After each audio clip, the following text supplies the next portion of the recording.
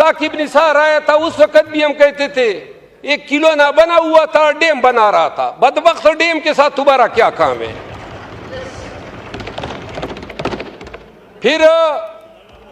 फिर आप ये देखें, फाइज ईसा के बंदियाल आया 12 बजे, उसने अदालत भी खोली और फिर वही बंदियाल साहब थे, सुप्रीम कोर्ट ने तारीख में पहली दफा फैसला दिया और जब हुकूमत ने आंखी दिखाई तो उस फैसले पे कोई अमल दरामद नहीं हुआ। इससे पाकिस्तान में कानून की हुक्मरानी की बेखनी हुई। कोई आपका, कोई हमारा, कोई हम पे मेहरबान, कोई आप पे मेहरबान। हमें मेहरबान जज चाहिए ही नहीं। यहां हमारे अरब दोस्त भी मौजूद हैं, लेकिन उनको अरबों अरबों रुपए मिले थे। नहीं यार, यानी कि पीर मियां नवाज शरीफ की शक्ल उनको पसंद थी। हाँ? अच्छा, यानी बड़े ही बेजोक लोग थे। अच्छा, ये अब आप मुझे उस पे ला रहे हैं ना, मुझे तकरीर करने दे। जनाब अली, 2 गुजारिशात हैं।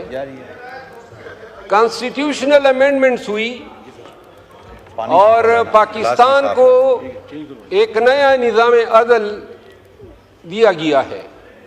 इस निज़ाम अदल के नतीजे में अब जो 3 सीनियर मोस्ट जज होंगे, सीनियर प्यूनी जज और 2 नेक्स्ट सीनियर जजेस, उन तीनों की ये तवक्कुआत होगी कि हुकूमत या वज़ीर आज़म इनमें से किसी एक को भी चीफ जस्टिस बना सकता है और यूं इन तीनों में से कोई भी हुकूमत वक्त को नाराज करने की कोशिश नहीं करेगा। पहले से ही हमारा निज़ाम अदल जो है 138वें नंबर पे दुनिया के इंडेक्स पे आ रहा है। मुकदमात जो हैं वो दहाइयों तक चलते रहते हैं। अब ये जो अमेंडमेंट हुई है, हो सकता है मौजूदा तौर पे तो हुकूमत मुस्तफीद हो, शायद जज साहिबान कोशिश करे कि ताबेदार रहे हैं, लेकिन जब ये हुकूमत नहीं होगी, किसी और पार्टी की हुकूमत होगी, तो क्या ये जो निज़ाम दिया है, क्योंकि तीनों जज साहिबान जो है वो हुकूमत वक्त को नाराज नहीं करेंगे। ये इस आईनी तरमीम का सबसे डिजास्टर्स एस्पेक्ट है। और जिस मुआशरे में ऑलरेडी हमारी अदालतें जो हैं, कल जो लॉ मिनिस्टर फरमा रहे थे, कोई इनकी शानदार तारीख नहीं है इंसाफ करने की। जुल्फ़िकार अली भुट्टो शहीद को इसी सुप्रीम कोर्ट ने तख्तेदार पे लटकाया था। इसी अदलिया ने जस्टिस मुनीर भी पैदा किया, इसी अदलिया ने इफ्तिखार चौधरी भी पैदा किया, इसी अदलिया ने साकिब निसार को भी जन्म दिया, जस्टिस डोगर भी आए, जस्टिस खोसा भी आए और सबसे ज्यादा प्रो मुनीर जस्टिस फाइज ईसा भी आ गए।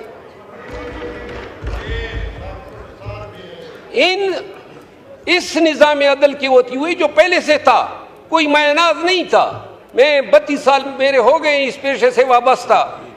इस पे खुश होते हैं जज साहिबान के हमें अदालतों में माई लॉर्ड पुकारा करो। अंग्रेजों के दौर में लॉर्ड्स हुआ करते थे और वो जज हुआ करते थे, तो उनको हम माई लॉर्ड्स कहते थे कि खानदानी शजरे उनके लॉर्ड से मिलते थे। यहाँ पे तो अब जिस तरीके से इफ्तिखार चौधरी ने भर्तियों का सिलसिला शुरू किया और जो जज साहिबान एलिवेट हो गए, और अब जो सुपीरियर जुडिशरी पे जो अदलिया बैठी हुई है, वो उस समेत बंदियाल भी समेत, वो भी कोई इतना मायनाज जज नहीं था, उसने भी दड़न तख्ता किया था। ये देखिए, कोई आपका, कोई हमारा, कोई हम पे मेहरबान, कोई आप पे मेहरबान। हमें मेहरबान जज चाहिए ही नहीं, आजाद जज, बल्कि आजाद से भी ज्यादा जिम्मेदार जज चाहिए जो इंसाफ कर सके। साकिब निसार आया था, उस वक्त भी हम कहते थे एक किलो ना बना हुआ था, डैम बना रहा था। बदबख्त डैम के साथ तुम्हारा क्या काम है? फिर आप ये देखें, फाइज ईसा के बंदियाल आया 12 बजे, उसने अदालत भी खोली और फिर वही बंदियाल साहब थे, सुप्रीम कोर्ट ने तारीख में पहली दफा फैसला दिया और जब हुकूमत ने आंखी दिखाई तो उस फैसले पे कोई अमल दरामद नहीं हुआ। इससे पाकिस्तान में कानून की हुक्मरानी की बेखनी हुई। जनाब अली, गुजारिश ये है कि ये जो बिलावल भुट्टो जरदारी साहब काजी फैज ईसा को जो खराज तहसीन पेश कर रहे थे, जो डोंगरे बरसा रहे थे, ये वही काजी फैज ईसा हैं जिसने पाकिस्तान की सबसे बड़ी पार्टी को बेनिशान किया। ये वही काजी फैज ईसा है जिसने एन अमेंडमेंट से पहले रिव्यू 2 दिनों में फिक्स करके जमीर फरोशी के लिए रास्ता हमवार किया और फिर हमारे एमएनएज वहां से बरामद हो गए। और वो एमएनएज, अब वो एमएनएज जो थे, हमारे पहले कोलीग थे, वहां पे गए। यहां हमारे अरब दोस्त भी मौजूद हैं, लेकिन उनको अरबों अरबों रुपए मिले थे। नहीं यार, यानी कि पीर मियां नवाज शरीफ की शक्ल उनको पसंद थी। हाँ?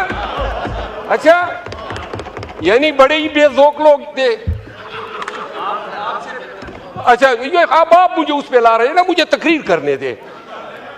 जनाब अली, हमारे दोस्त अगवा हुए कहते हैं, हमारे दोस्त जो है, और ये अरबों की जो पेशकशें हैं, इस ऐवान में मौजूद शायद ही कोई ये मैंने होगा जिसको नहीं हुएंगे, मुझ समेत। हमें पेशकशें हुई, आए जमीर बेचें, और वो अमेंडमेंट होती है कि अगर वो 5 लोग जमीर न बेचते तो शायद ये अमेंडमेंट न होती। हमारे एमएनएज आपको वोट दे रहे हैं, फी सबीलिल्लाह दे रहे हैं, और बात हो रही थी कानून की हुक्मरानी की, जमहूरियत की बालादस्ती की, अदालतों की आजादी की। क्या ड्रामा है, यानी जमीर के मुताबिक। आप किसने कहा? माशाल्लाह। जनाब अली, पीर मियां नवाज शरीफ साहब ने मौके के हिसाब से अदलिया पे अपनी बड़ास भी निकाल दी, और वो तारीख साथ शेर कह दिया कि उन्होंने जो शेर कहा, जवाबी शेर तो मुझे आता है, लेकिन मेरे नून के दोस्तों की हया रखने की वजह से नहीं बोलता हूं। नहीं नहीं नहीं, आखिरी बात यह है, ये वक्त गुजर जाएगा। हम मंसूर अली शाह साहब को ला रहे हैं, या अफरीदी साहब को ला रहे हैं, या कॉन्स्टिट्यूशनल बेंच के सरबराह के तौर पे अमीनुद्दीन खान को ला रहे हैं। कोशिश यही है कि आइंदा के 3-4 सालों के लिए निज़ाम को इसी तरह रखा जाए ताकि ये असम्बली अपनी मियाद पूरी कर सके। ये वक्त गुजर जाएगा, लेकिन मुल्क को हमने एक ऐसे रास्ते पे गामजन कर दिया। मेरी दिली ख्वाहिश थी, एक दफ़ा जनाब के स्पीकर साहब को मैंने कहा भी था, मैंने कहा बेहतर होगा आप कोई गाना रखें और तमाम अपोजिशन और इन सब को बुलाएं। यहाँ पे खुदा की कसम इनके साथ हाथ मिलाते हुए डरते हैं, आप सबके साथ हाथ मिलाते हुए डरते हैं। मैं नहीं, सब डरते हैं। यानी जो निज़ाम चल गया है, न सलाम कर सकते हैं, न कलाम कर सकते हैं। वो ख्वाजा आसिफ साहब से एक दिन क्या सरेराह मुलाकात हो गई, मेरा दड़न तख्ता हो गया पार्टी से।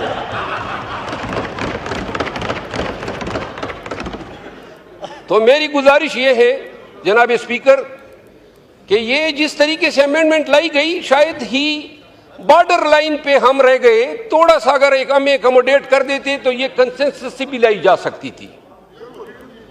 हाँ जी सर, मुझे तवज्जो आप सारी अपनी तरफ खींच रहे हैं।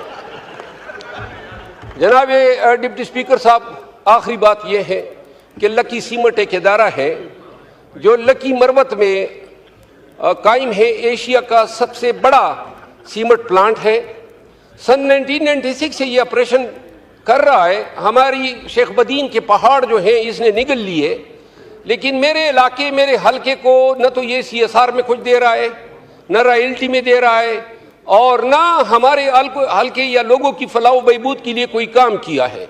मेरी इस्तदा ये है, जो मिनिस्टर है इंडस्ट्रीज के, उनसे इस्तदा है कि ज़रा ये मुलाहिदा कर ले। वाहिद ये शेल है, पेट्रोलियम इंडस्ट्रीज हैं, जितने एक्सकेवेशन होते हैं वो अपना किरदार अदा करते हैं। तो लकी मरवत के लिए जो लकी सीमेंट जो हमारे हकूक पे बैठी है, इस हवाले से अगर वो कोई आप मुलाकात का उनको कह दे, मैं अपने इलाके की डेलीगेशन ले जाके उनके सामने रख दूंगा। इन तमाम गुजारिशात के साथ आपका मशकूर हूँ कि आपने मेहरबानी की, शफकत की। बहुत शुक्रिया।